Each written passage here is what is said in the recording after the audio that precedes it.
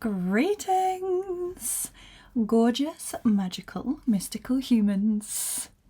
Welcome back to a long-awaited, it feels like it's been long-awaited, a long-awaited episode of Coffee Shop Chats.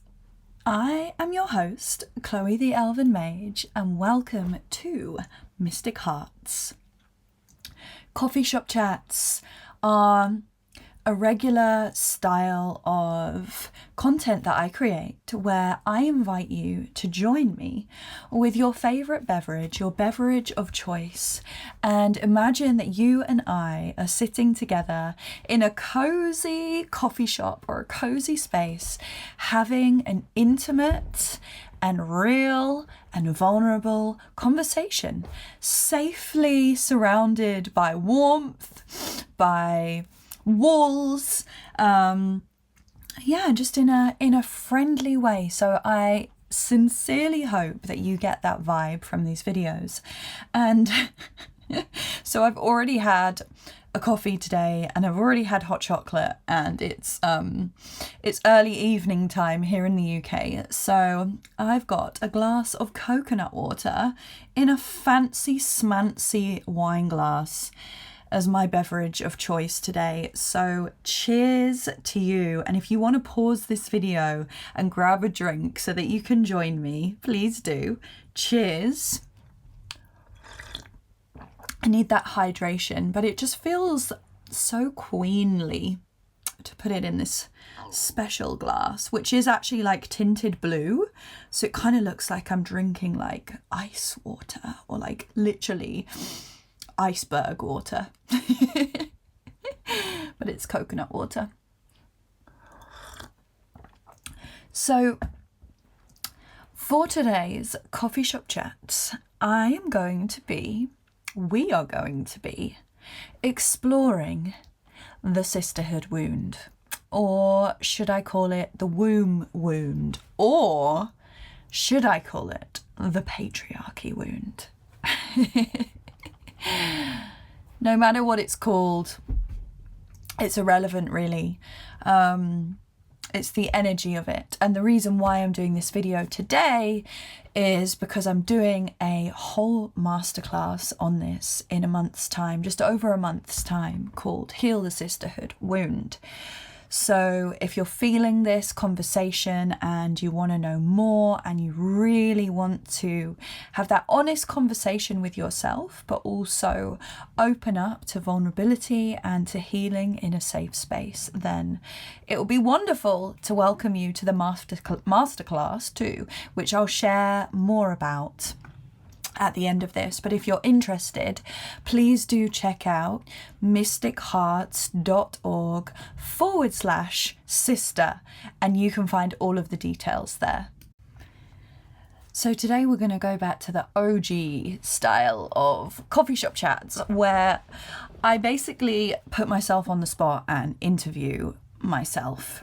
I suppose in a way just to share my own vulnerability, just to remind you that it's okay. It's okay to not be okay, and it's okay to be vulnerable when it feels like the timing is right. So I've done some research and done a little bit of planning. Coffee shop chats, I tend to have a little bit of a schedule and a plan for them. And I've put together 10 questions that I feel are really juicy and really relevant to the sisterhood wound and addressing the sisterhood wound within ourselves, within the collective, in a very introspective way, but also, seeing it from the bigger picture. So you can, if you choose to, also experience this as like a mini workshop or a preliminary workshop. And if you do want to do that, if you want to work through these questions with me, as I'm going to ask the questions and I'm going to answer through my own experience, if you want to write them down and do the same, feel free to grab a pen and paper and do it along with me. And of course, this is a wound around the feminine, the divine feminine, those who identify themselves as a woman, but I invite everyone to watch this, to learn about this. If you are a man or you identify as the masculine, please feel free to take part in this and to see how this makes you feel and what your experiences are, and even just to have some compassion around this. Perhaps, I mean, I would love to know from a male perspective if some of these woundings or some of these programs or ideas are even themes that you've considered or experienced firsthand in your life before with women around you, or females, or friendships. But yeah, just letting you know that everyone is welcome here in these coffee shop chats. It will, of course, be coming from a slight feminine perspective, but it is just to highlight the imbalance that is going on and honouring where this wound came from. So, what is the sisterhood wound? Well, it is this, I see it as like this insidious, underlying, almost like this like mild poison that has been implanted into us, that lives under the skin and worms its way into our opinions and into our relationships, into how we feel about ourselves, how we show up in the world. And it's this insidious poison that makes women feel like they can't trust one another and that they have to be in competition with one another. And the origins of this wounding come from patriarchal control. And when I say patriarchy, I am not talking about just men in general. No, no, no. I am talking about the dark powers that be, that so happen to be wounded or dark masculine, if you like, but really they are entities that are beyond male and female. The patriarchy. It is this deep-rooted fear, actually, in the patriarchy, that when women come together in community, in love, in support, think of the womanly aspects of a mother, nurturing, kind, but also so strong and giving and loving. When those aspects of women come together, our powers amplify and we shine. You know, when women come together and support one another, women shine and women grow. And this is where this wounding has come from, because the patriarchy doesn't want that. The patriarchy doesn't want women to come together. Patriarchy doesn't want women to feel like they perhaps don't need men. Of course we do. There's always that balance. We all need the divine masculine, divine feminine. Balance. Balance is what we are working towards. Unity, balance, love, compassion, forgiveness. However, the scales are very much tipped in the other direction. So we need to give women a little bit of strength and power to come back into the balance. And by bringing women back into that harmonious and trusting sisterhood with one another, is going to be one way that we're going to help bring some balance back into the world. So it's a hefty wound that we are dealing with right here. I just wrote down some notes. I'm going to read that. This is a description of the sisterhood wound that I liked because it felt powerful.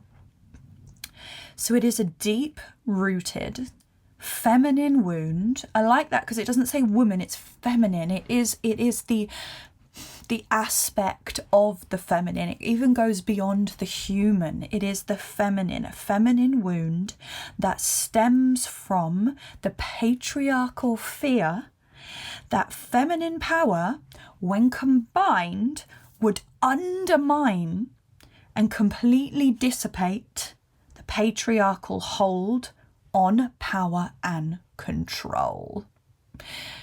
Okay? can we just take a moment to digest that? This is why this is a monumental wounding that can help us to take our power back as individuals experiencing life on Earth at this time, but also as a collective. If it can actually help to undermine and dissipate the patriarchal hold on power and control, it's pretty magical to me. And that's something that I know that I want to see in the world. The power and choice and sovereignty back in the hands of the people, back in the hands of the individuals. And this is one way that we can do that. Bridging that trust back between women again and sisterhood. Yeah, so patriarchy created this wound, and they pitted, when I say us, women, they pitted women, the feminine, against the feminine to cause disconnect and separation, confusion, distortion, comparison, competition, jealousy, betrayal, insecurity, shaming, cattiness, gossip, pain, distrust, discomfort, threat, alienation, judgment, and shame. That is a lot of very, very, very low vibrational frequency experiences of energy right there. And these all come under the umbrella of the sisterhood wound. And for those of you who've been here for a while, big ups, my long-time subscribers, I love you. You will know that a few months ago I did a witch wound masterclass, witch wound healing, talking about the witch wound. The witch wound is connected to the sisterhood wound, but I feel like the witch wound is almost just like a small speck in the big, big feminine wound that we are addressing here. So in a way, you can start with the witch wound, and when you get a bit more comfortable with that, it's like, okay, we need to take a zoom out and actually come to this space of taking accountability for how mainstream and how normalized this particular wounding has become. And that is step one, really acknowledging it and accepting the normalization of it, so that we can say, well, we don't accept that anymore.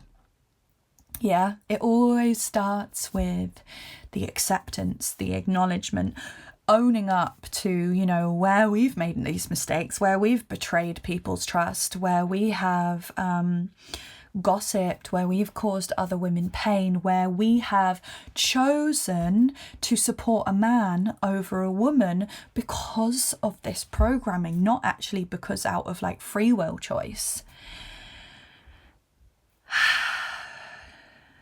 And before I go more into that, because that was quite heavy, sharing all of those energetic frequencies of the sisterhood wound, I'm going to share the energetic vibration frequencies of how we should feel, how it should be, and how it can be, and how it is once we address this wound and we do some healing work and we come together back in community, in vulnerability, in supporting one another, in love, in honesty and trust.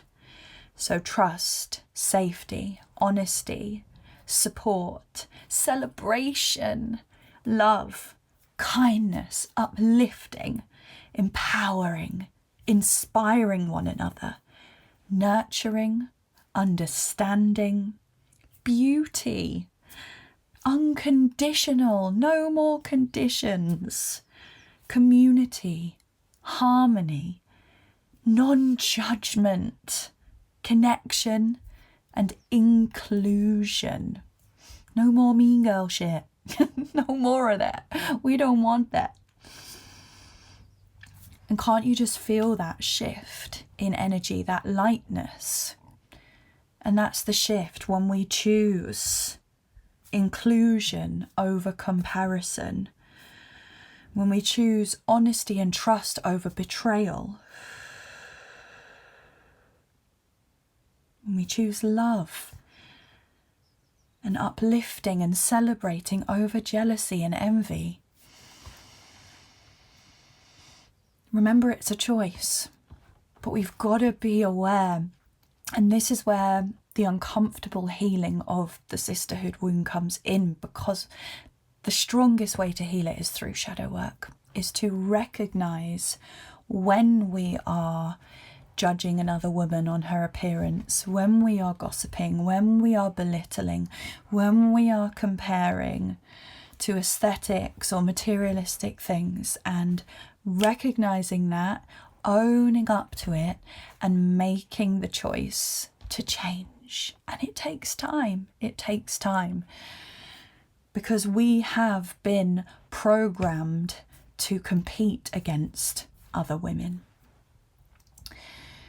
And something that I find interesting, and in December, I was going through a lot of shadow work, and I was going through a lot of ancestral woundings, and I only know, ironically and interestingly with this conversation, I only know my matriarchal line. So it's my mum, my grandma, my aunt, so on and so forth. I don't know my father's side, and there's a very strong female energy in my ancestral line. And in December I was doing this deep ancestral wounding, especially around money, abundance, self-worth, self-trust, all of this stuff. And so much anger and frustration was rising up in me as I recognized how rife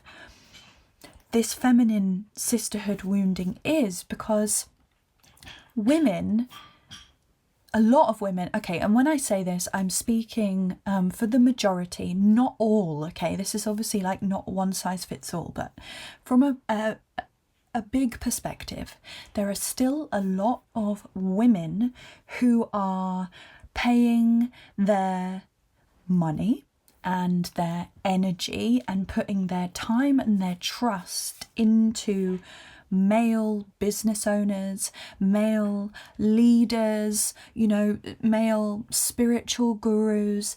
There is still, I see it and I feel it, that masculine hierarchy where, for whatever reason, women feel that men are more trustworthy to hold them in their business, in their healing, in their spirituality, so on and so forth.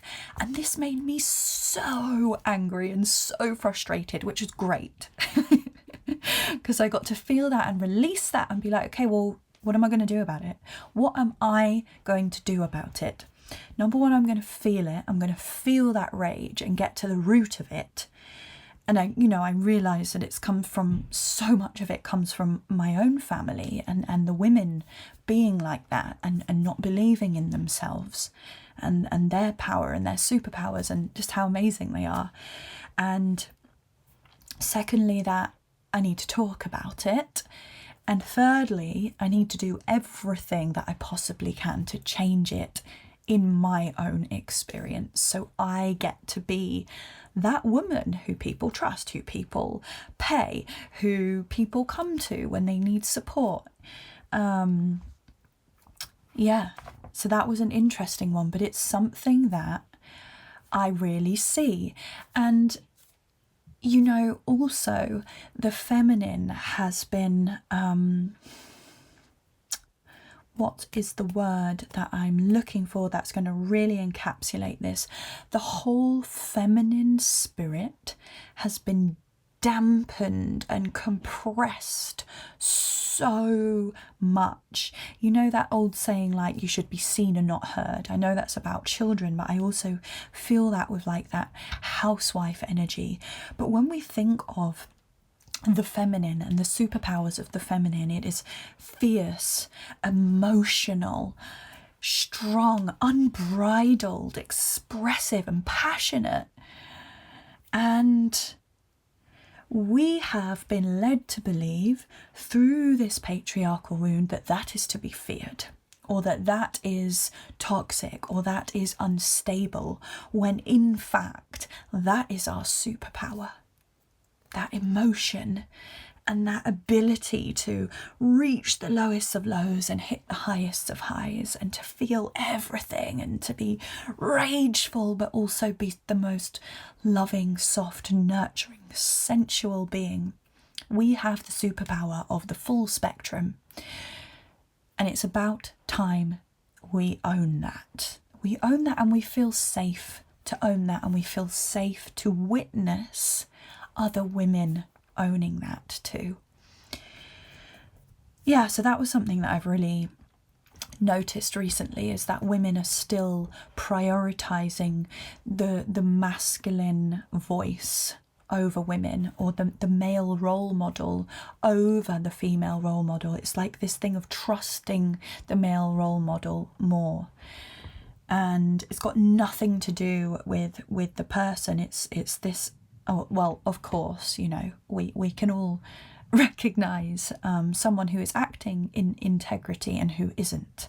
I didn't mean to insult your intelligence, but, you know, if you put someone, a masculine and a feminine individual who has equally educated, intelligent, experienced, all the things equal, I do feel, and I honestly say this, because I feel this, and you may not feel this is true, this may not be your experience, and that's awesome, that's great news, but I feel that the scales would still be tipped in the favour of that masculine role model. But we can make a change to that, and just by addressing it within ourselves. This book I'm reading, actually, as well, I wanted to just grab this and share something that I was reading this morning. It's a book written by a woman, and it's about it's not about the sisterhood wound, but it's about all of the money wounds that women hold. And I thought this was an interesting one as well. And as I was just talking about, you know, the male role model, the business owner, the spiritual teacher being perhaps more favourable because of this wound, it talks about the programmed, conditioned archetype of a strong, successful woman that we have been led to believe is true by TV shows, by movies, by stories in the newspaper, you know, Celebrityville, whatever. It's like the rich woman or successful woman or powerful woman, you know, fully embodied in her power and her fierceness, is demanding, is a diva, is spoiled, mean, bitchy, over-competitive or aggressive, pretty on the outside, mean on the inside, conniving, materialistic, unethical, horrible, lonely, divorced, shallow and superficial. You know, we are dealing with a lot of very, very unpleasant and unsavoury stereotypes. And I would love to see us rewriting that story. And just, yeah, it's, you know, we have been told that to chase a dream is selfish or greedy. Or if we're a bitch, if we speak our mind, or if we ask too much. So many layers to this. So many layers. And then not even to mention, I don't want to spend too much time on this part. I'm going to get onto the questions in a minute. But, you know, even how we as women are told that we should look. This is something that really leaves a bitter taste in my mouth, is the models and the celebrity ideals of totally false and unreachable beauty standards, when we all know deep within our DNA, deep within our hearts and our souls, that beauty comes from within. Beauty comes from within. We all know that. We do. Our hearts know that. And yet we're told to nip, tuck, that we have to go under the knife, that we have to count our calories, that one size is beautiful, the other size is ugly, that we have to have certain types of features. Oh my goodness, it is a total minefield, and it really breaks my heart. Breaks my heart that so many women feel that they have to change themselves, or so many people who identify as the feminine still feel that they have to fit into this blueprint of an ideal beauty standard. That really, really, really bothers me, and it hurts me. Because at the end of the day, who are we trying to impress? If we want to change ourselves, who are we trying to impress? The male gaze. And just ask yourself that.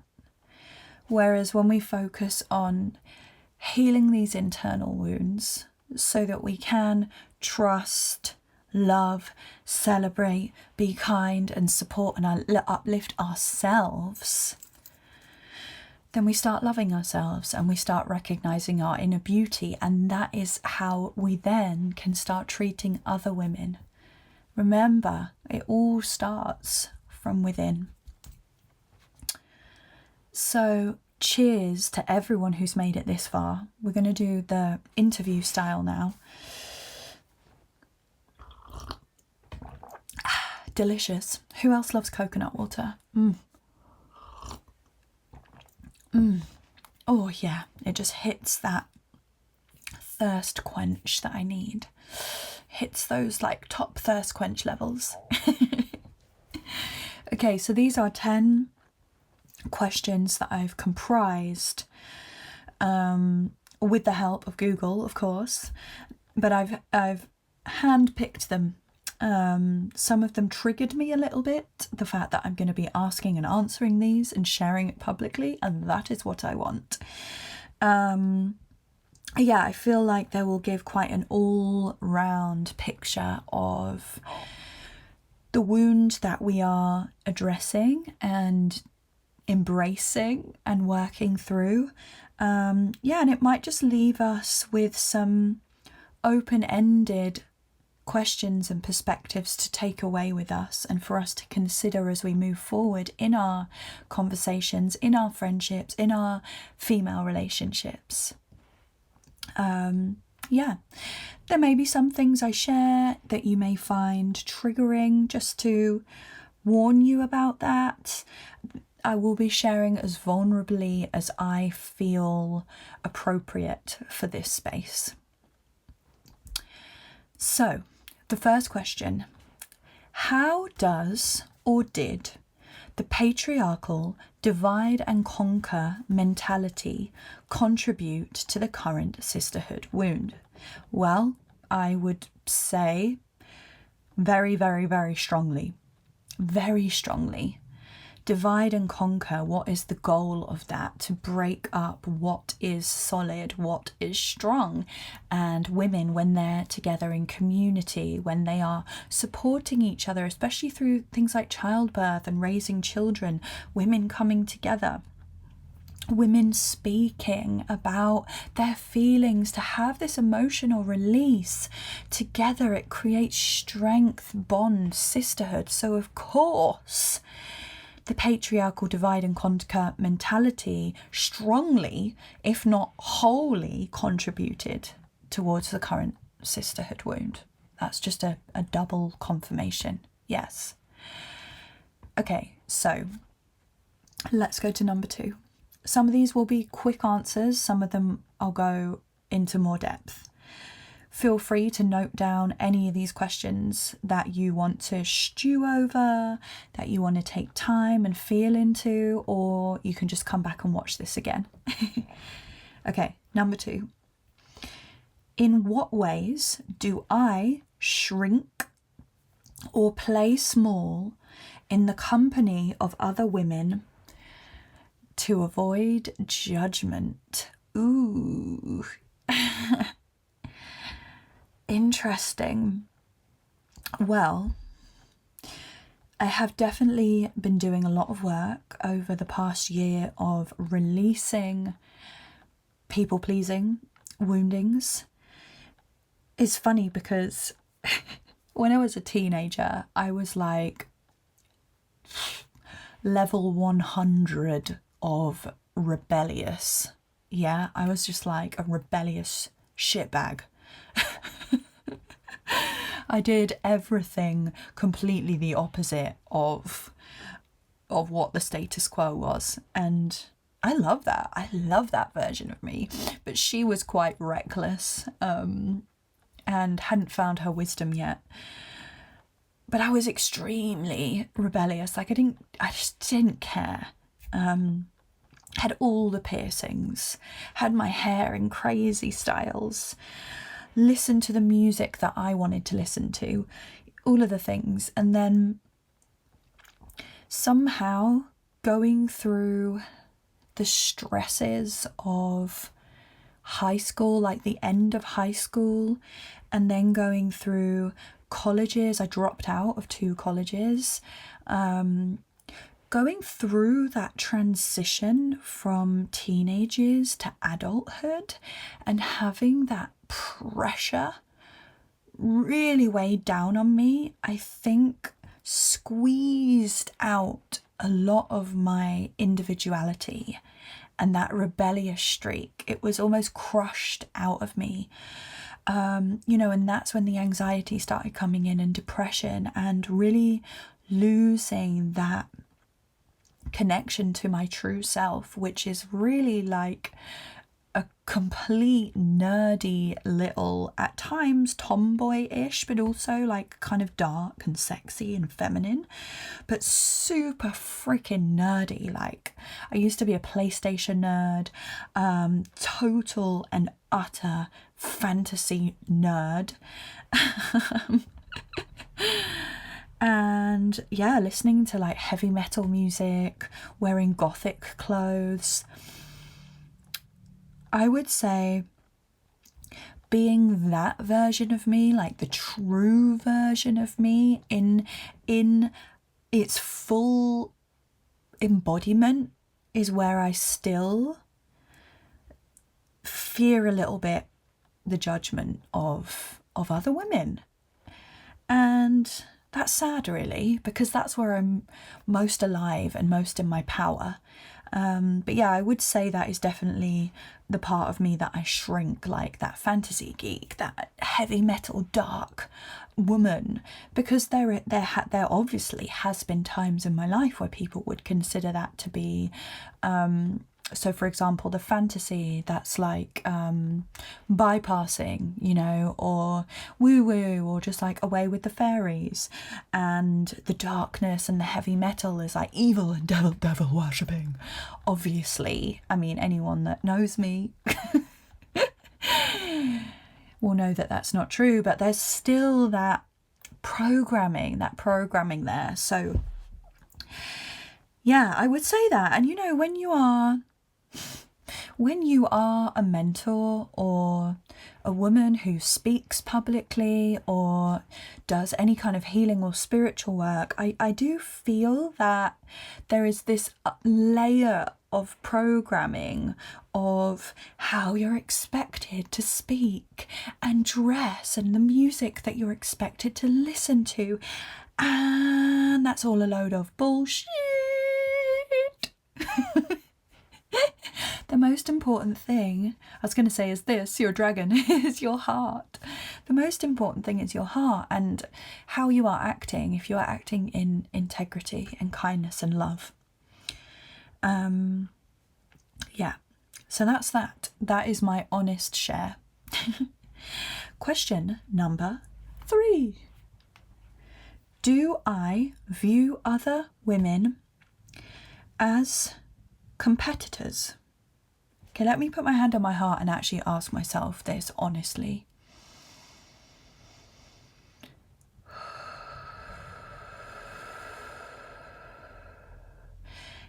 This is like me being totally honest. You can believe this or not. I do not view other women as competition. I actually don't. I actually feel a lot more in competition with men. I think because of that frustration I was talking about, but I don't actually view other women as competitors. I don't. Like, I love seeing women succeed, especially when they're doing things their own way, especially when I'm like, oh my gosh, that woman knows who she is. That's really cool. That's hot. So I personally don't feel or view other women as competition. I don't. I actually don't. So maybe there's that part of me that has healed the sisterhood wound. Yay for that. All right. Question number 4. How can I better support and celebrate the achievements of other women? This is a beautiful one. And this is something that I feel very, very, very, very strongly about. Is why, this is speaking to the collective now, this isn't just speaking to women, this is speaking to everyone. Why are we supporting patriarchal, global trillionaire conglomerates like Amazon to just add to their fortunes when we could be supporting small female-led businesses? Handmade, beautifully crafted things that we're ordering. I'm not. Some of us may be ordering from China over the internet. It's a mindset flip because we've been programmed to believe that Amazon's amazing because it's fast and it's convenient. But it takes the humanness and it takes the compassion out of our actions. And that's where we have the power. Our money, our actions, these are all our power tools. Remember that. So that's the first one. Like, literally, how can we support and celebrate the achievements of other women? Well, by spending our money on their businesses. You know, and I'm not saying you have to stop supporting men or male businesses, but perhaps, you know, taking a look at, you know, who you're supporting, what you're buying from in a month and saying, okay, is there like 1 or 2 of these male-owned businesses or companies that I could flip to a small feminine-owned business or a charity? Give to a charity or a good cause that supports women. You know, little things like this. Celebrating the achievements of other women. I like this one, and I'm really glad that I've asked this question because I feel like it's something that I should do more. And I feel like Instagram really annoys me at the moment because Instagram used to be my place. It used to be like my favorite social media where it would be like me and all my friends supporting each other and hyping each other. And now it's like shoves adverts and influencers down your throat, like deep throating you with stuff that you didn't ask for. And whereas before it would just be like, yeah, hyping up all my friends, sharing them, supporting them. So I'm annoyed with Instagram too. But remember, that rage can turn into that fiery alchemy of transmutation. So yeah, maybe when I decide, if I decide to go back into the world of Instagram, I will just use it to hype myself and other dope women up. But I like that. Yeah, how can I celebrate the achievements of other women? Maybe I can start doing this as like a weekly or a monthly thing where I actually go out of my way and search for blogs, websites, news articles, YouTube channels of women who really inspire me and share it. Ooh, okay. I like that idea. Yeah, and also something that I want to share is like telling, and I'm like saying this to myself, but also to you who's watching, telling our friends, telling our sisters how awesome they are, and just sending like a really beautiful, loving message for the sake of sending a beautiful, loving message with no expectations. Just being like, I just wanted to remind you that I'm really proud of you and I see you and I love what you're doing. I'm going to do that more. I'm going to be a better friend. And I used to have this kind of teenager view, like, oh, this person's not putting the effort into the friendship, so I'm not going to. And to a certain extent, yes, that's good, because we don't want to pour into a dead end or a black hole. But at the same time, we shouldn't be giving only to expect that to be given back to us. We should just be giving love for the sake of giving love, giving joy for the sake of giving joy. You know, that unconditional, unbridled kindness. So yeah, I'm gonna remember that. I'm gonna place that into my heart to reach out and just say really kind, supportive, loving things to my friends. All right, number 5, we're halfway there. What is, I think this is a triggering one. What is a common recurring theme in your relationships with women? Okay, and then in brackets, I've put mother, sister, sisters, and friends. Oh my goodness, something has just clicked in my mind. What is a common recurring theme in your relationships with women? Mother, sister, friends. So, as I was talking about earlier in my matriarchal line, which is the only one that I know, I don't know my dad, I don't know anything about him or his family. That's a story for another day. But I am close with my mother, and I'm close with my grandmother and my aunt. There is this theme within them and this quality that I feel uncomfortable around, which is that they constantly, and it's just their own conditioning and their own upbringing and their own wounding. So I am sharing this with understanding and love and compassion.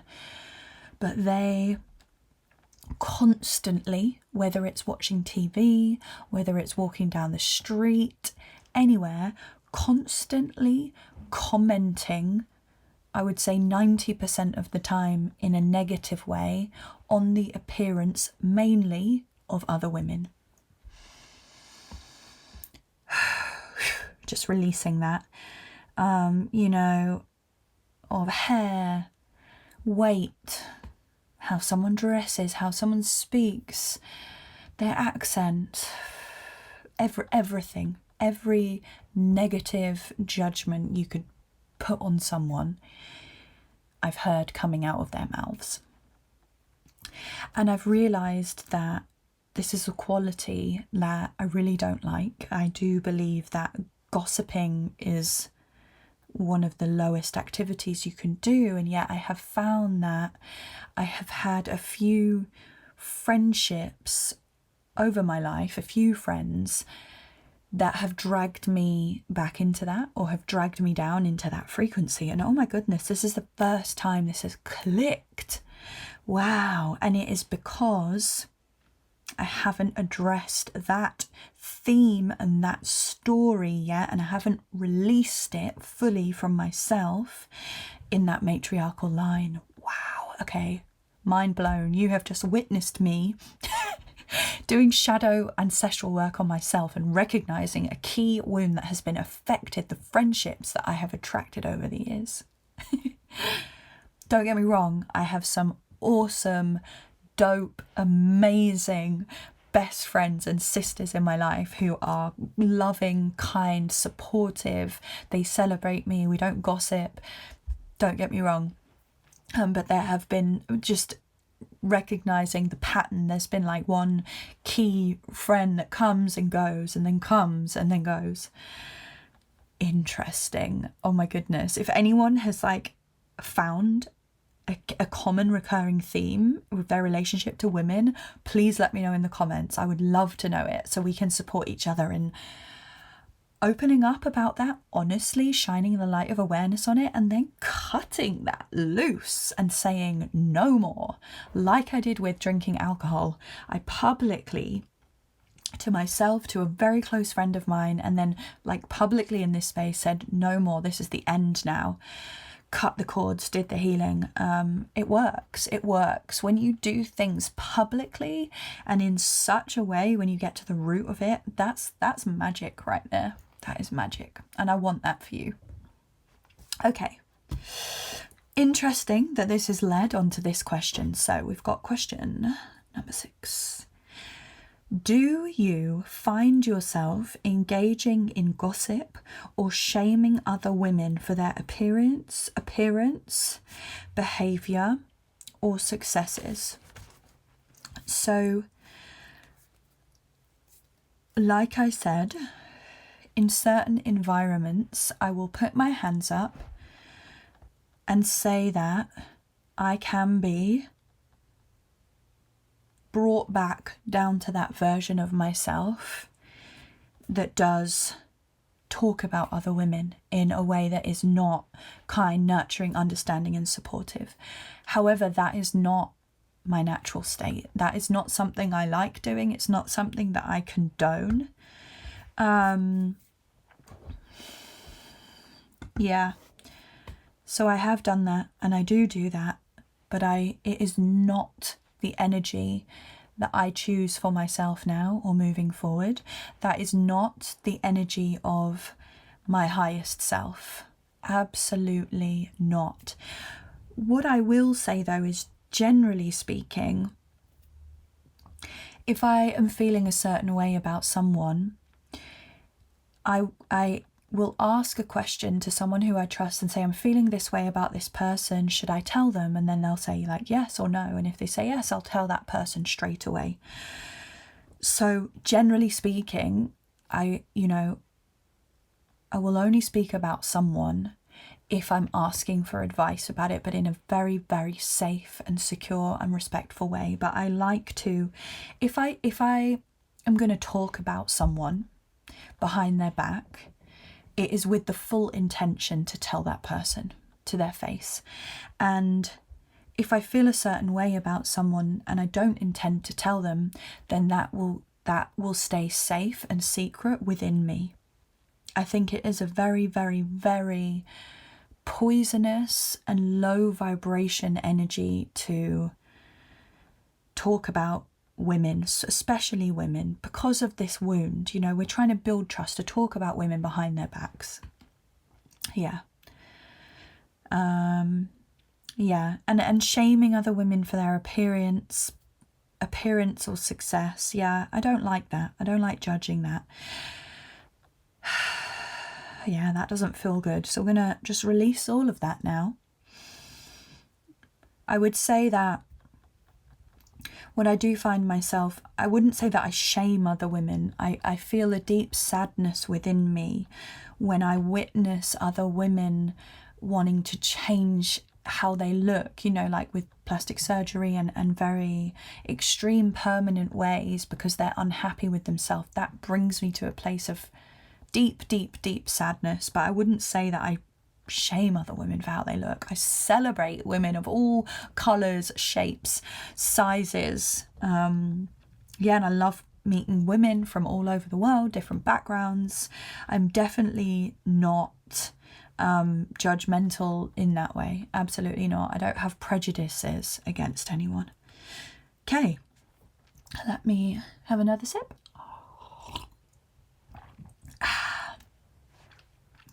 Also, let me know in the comments what it is that you're drinking while you watch this. I'd love to know that. I'd love to know everyone's beverage of choice. Okay, number 7.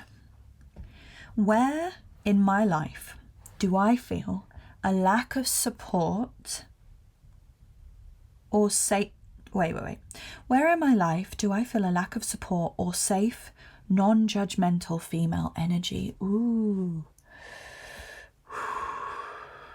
So as I mentioned, I've got some beautiful best friends. Big ups. I would say in my family, honestly, I don't have any blood sisters. Yeah, there is that lack of, I have it to a certain degree, but when I am embodying my full, true, sovereign self, I definitely don't feel safe. I don't feel heard or seen in my entirety by my family. That's the truth. And I would also say perhaps a little bit in my business. I have noticed that there can be sort of a lot of giving opinions or advices around what I'm doing or my business, more of that than support, being like, oh, I saw what you're doing, it's amazing, I'm loving your energy. It's more of like, oh, you should be doing this differently, or you could do that differently. That's just an energy that I've noticed around my business. Again, sisterhood wound. We can get triggered, or we can feel intimidated when a woman's really stepping into her power or going against the grain, and doing something that's scary. But yeah, I would say that's all. There's room for improvement. There's room for improvement in business and family in terms of safe, non-judgmental female energy that listens and sees me exactly as I am. Calling that in, universe. Okay. What makes you feel safe? Oh, I forgot to do the numbers. Number 8.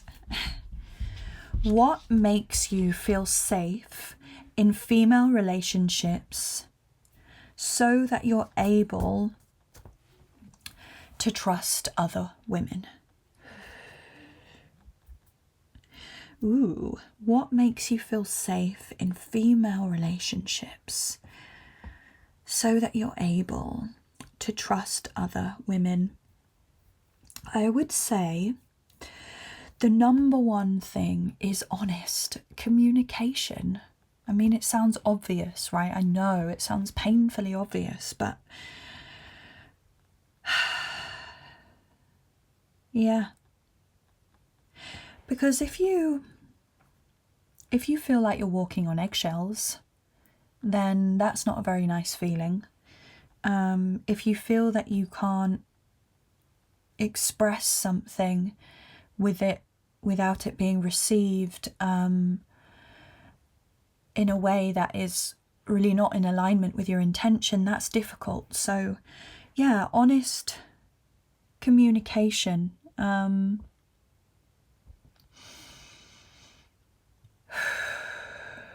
This is a tough one, you know.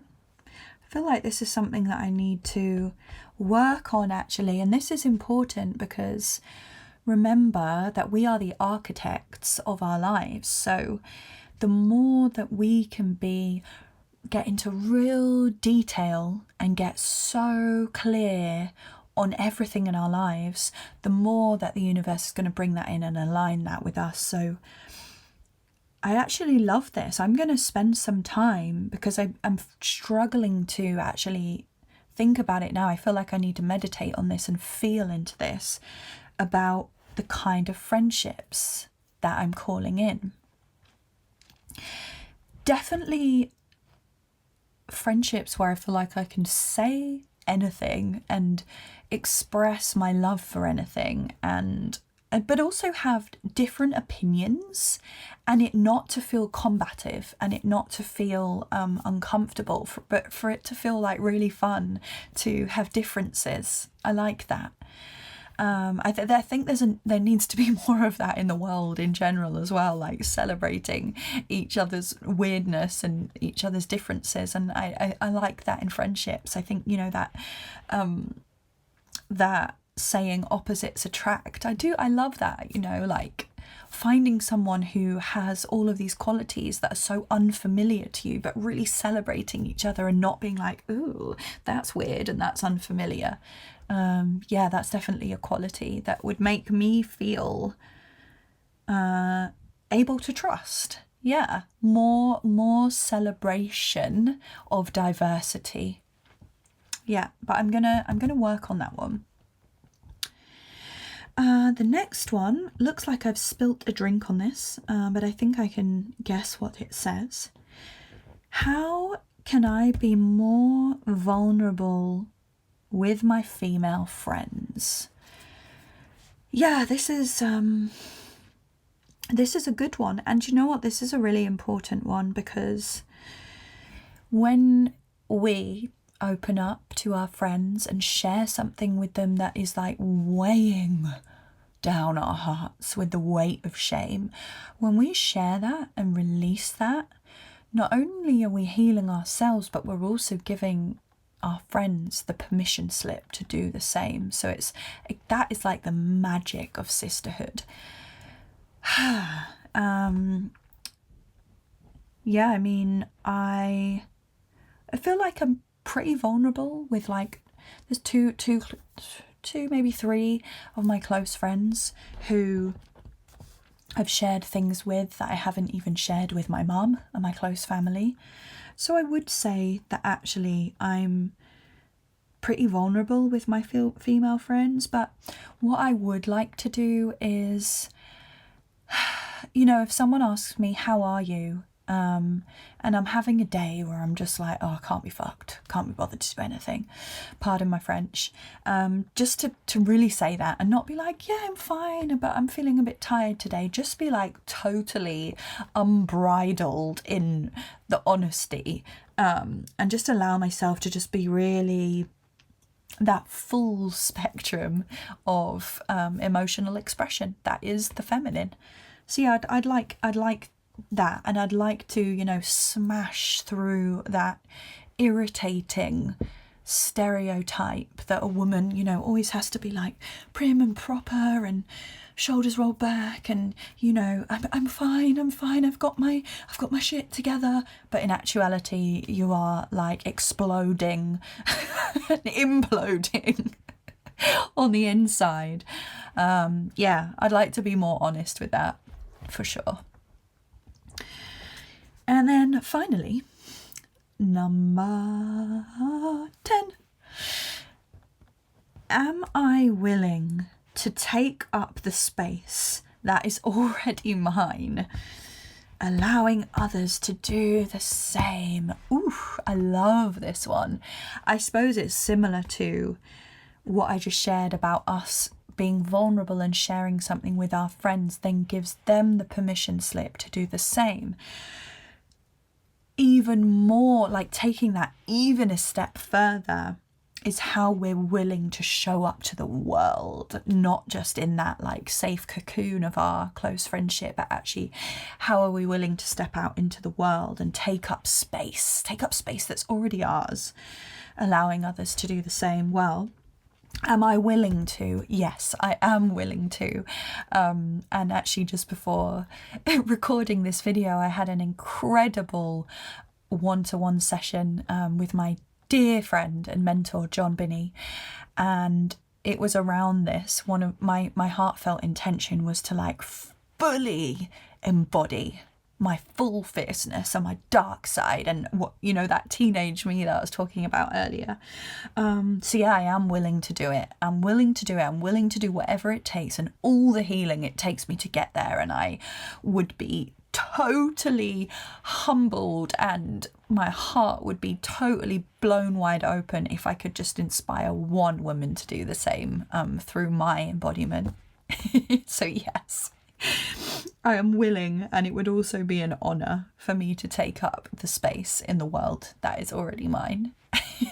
For sure. So that's interesting. There's definitely some work there for me to do. There's definitely some space for improvement and to go a little bit deeper into that shadow work. Ooh, I enjoyed this. Apologies for some of the cursing. It just came out today. Sometimes with that passion and that fire comes a curse. Curse word. So apologies for that if that's something that you find uncomfortable or offensive. I didn't mean it in that way. It just is my passion expressing. So, interaction that I would love to know. What beverage were you drinking today with me in the coffee shop of Mystic Hearts? And what kind of like qualities of a friendship are you looking for that makes you feel safe and able to trust other women? And just to touch on how we heal this wound, which is what I'm going to be going really deeply into the masterclass, which is on the 22nd of February. Remember, mystichearts.org/sister to sign up and to find more details. I'm going to be going into a lot more detail on actually how to heal and integrate this patriarchal feminine wounding, but one of the best ways is for us to gather together in ceremony, in like group Zoom calls, whatever it is, and for us to share ourselves, to set our shame free so that we can give each other a voice, give ourselves a voice, give the feminine a voice without judgment, without shame, without pointing the finger, just witnessing one another in our individuality, but in the togetherness of our vulnerability, releasing that shame and seeing one another and recognizing the similarities in our pain and in our trauma and in our strife. But yeah, there's also things like womb healing, ancestral healing, matriarchal lineage healing, inner child healing, so many layers. And there was this quote that I wrote down that I wanted to share. Shame derives its power from being unspeakable. So what do we do to release that shame? We start speaking it and sharing it in small spaces, maybe just sharing with one person you trust. When that gets a little bit more comfortable, a smaller group, and expanding until that shame no longer holds its power over you. And that is a powerful way to release and heal the sisterhood wound, so that we're not living in these low vibrational energies, and we're actually loving ourselves, and all of the beautiful women around us, we're like, oh my god, she's amazing. I'm amazing, we're all amazing. Yeah, I hope you enjoyed this coffee shop chat, a full extended version of coffee shop chats, which felt really good to do today. Please let me know your feedback and your experiences in the comments. If you're coming to the masterclass, let me know as well. Oh my goodness, I can't wait to see you there. It's been a pleasure as always, sending you so much love.